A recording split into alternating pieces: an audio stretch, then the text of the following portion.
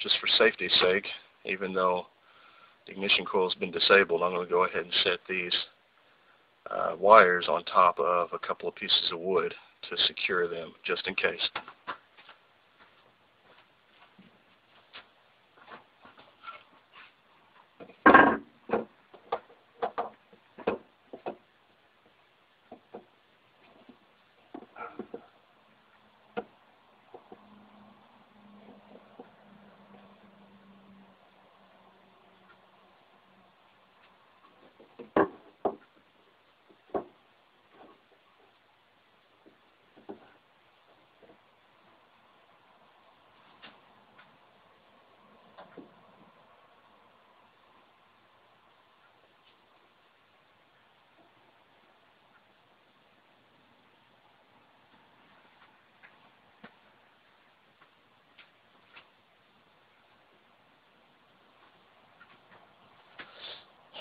Okay.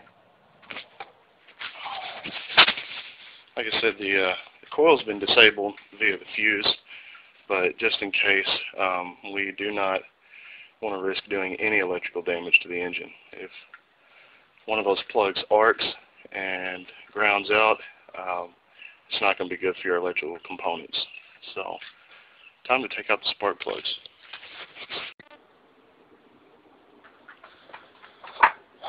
Alright, before taking out the plugs, we want to clean out the areas where the spark plugs go into and get out any foreign dirt or any kind of matter like that. We don't want that going in our cylinders after we take out the spark plugs. So I've got some basic canned air here.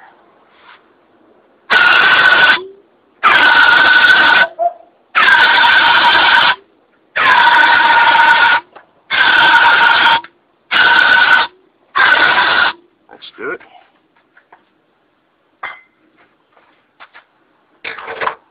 Now for our plugs.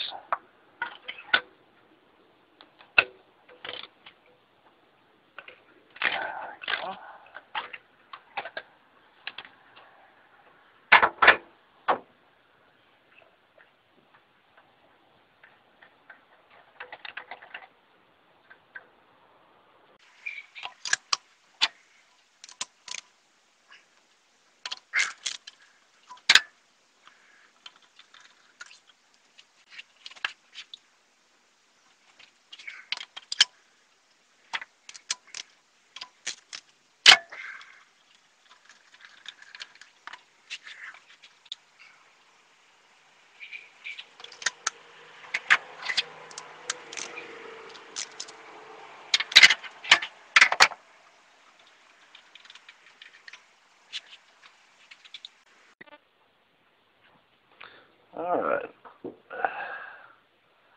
got my camera set up here so I can see the compression. The way the compression rises is going to tell me a little bit something about what's going on with the cylinders. So I'm starting with cylinder 4. I've threaded my hose down into the tube and only hand tightened. Okay, I'm going to go ahead and turn the engine over 7 revolutions, and you'll be able to see it rise, the PSI, the compression rise as it's turning over. Here we go.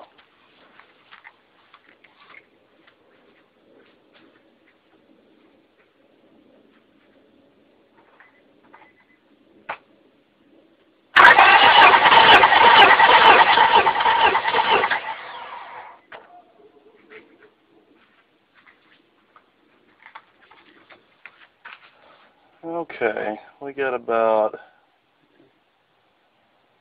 it looks like about 175 PSI, 180. I'm going to go ahead and record this. And be sure to get some piece of paper and a pen or a pencil so you can write down what the PSI is on each cylinder. Alright, on to the next cylinder. Cylinder number 2. Yeah, I had would have showed you threading and unthreading from cylinder 1, but I had a little mishap. I lost my bit, or my extension, down in the well. I tightened it too tight, so hand tighten only. I managed to get it out of there, but here we go, cylinder 2.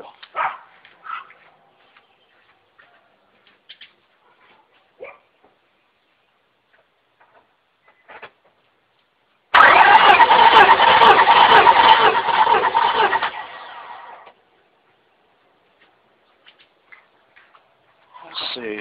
I'm reading at about 150, 60, 70, 70, about 180. I'm going to do it again. Here we go.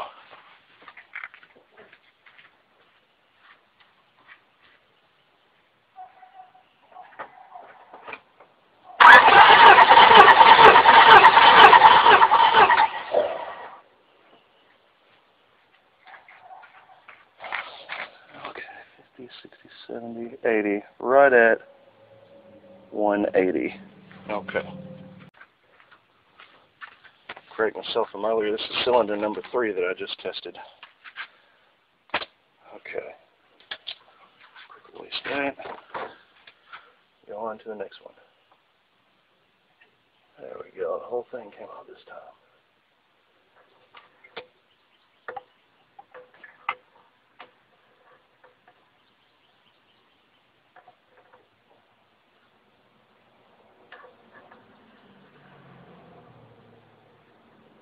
There we go.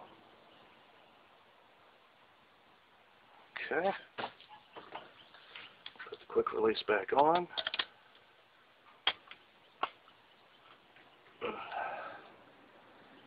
Set it right here. Time to test cylinder number 2.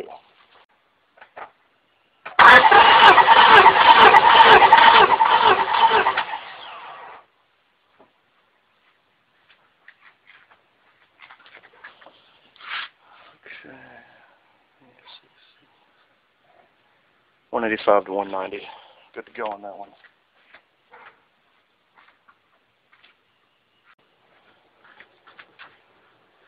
And our last one.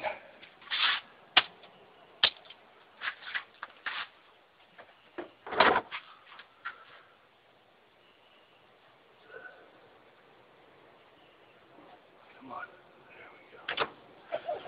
And we're about to test our troublemaker. So I'm expecting low PSI on this.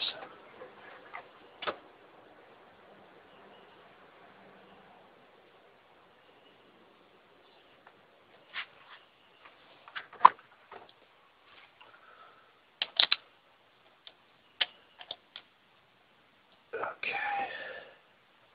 There we go. You guys can see it? Good. Here we go.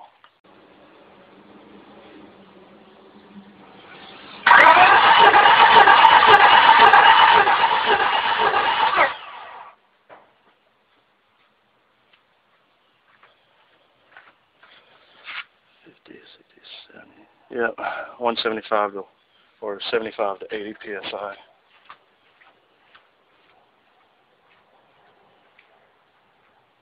That's a dead cylinder. I'm going to go back to 2 just to verify.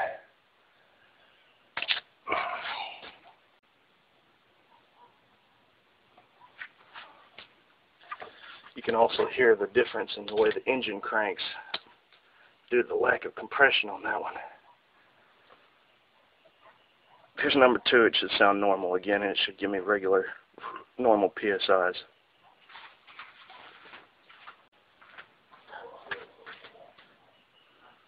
Alright, we're at 180, so cylinder number 1 is a goner. I'm going to go back and review this tape and see how the compression built up. I'll explain this here in a minute, how you can tell if it's either head or cylinder rings or an issue with the valve or one of the valves in that cylinder. First, I think what I'm going to do is I'm going to pour a little oil down the cylinder there. That's going to tell me if it's if my PSIs go up after I pour some oil down the cylinder. It means I got bad rings. So let's try that out before I shut you guys off.